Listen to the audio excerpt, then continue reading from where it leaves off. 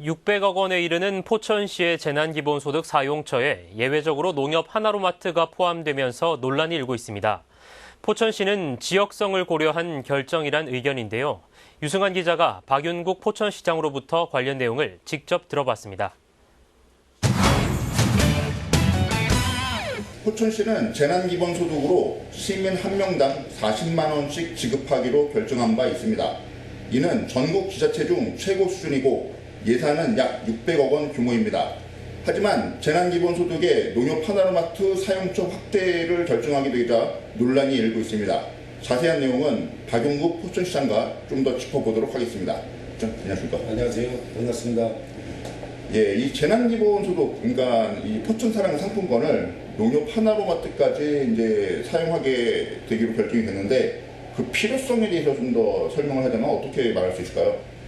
현재 우리 시의 전체 인구를 비교했을 때 약 65세 그 인구가 약 거의 30%를 차지하게 되고 있습니다. 15만을 기준으로 했을 때 우리가 이 사회가 여러 가지도 중요하겠지만은 이 어르신들에 대한 이런 배려도 상당히 중요하다. 예를 들어서 포천 같은 데는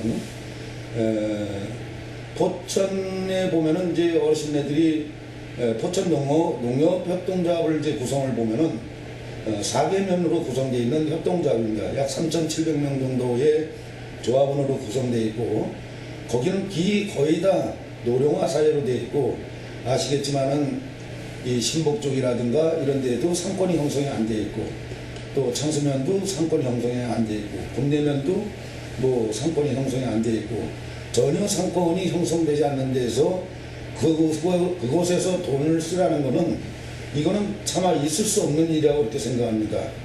그리고 어르신들이 대중교통수단을 사용해서 나와서 활용을 해야 된다고 보고 있는데 전혀 그렇지 않습니다. 그리고 농협이라는 데도 보면은 무슨 식당을 하는 것도 아니고 무슨 피자 가게고 뭐 이런 햄버거 가게고 뭐 자동차 공업사를 뭐 하는 것도 아니고 대체적으로 보면 이제 농산물을 하고 생활용품 일부가 이렇게 돼 있는 걸로 이렇게 알고 있습니다. 네, 영세한 이제 자영업자들, 뭐 음식점이나 뭐 이런 것들 운영하시는 분들 입장에서는 이 상품권이 하나로마트로 집중됐을 때 문제가 되지 않겠는가 여기에 대한 우려감이 굉장히 큽니다.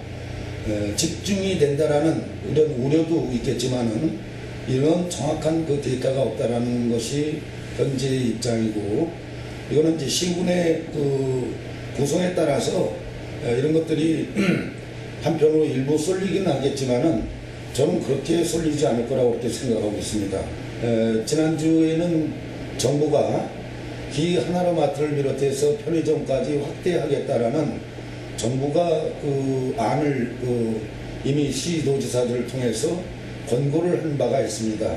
이 점을 보더라도 이번에 재난에 관련된 이 모든 사항은 어떤 특정에 대해서 이 지급을 하는 것이 아니라 전체 시민들에 대해서 보편적으로 사용이라든가 이런 것에 대해서 불편하지 않게끔 하는 것이 주요 골자라고 보면 되겠습니다.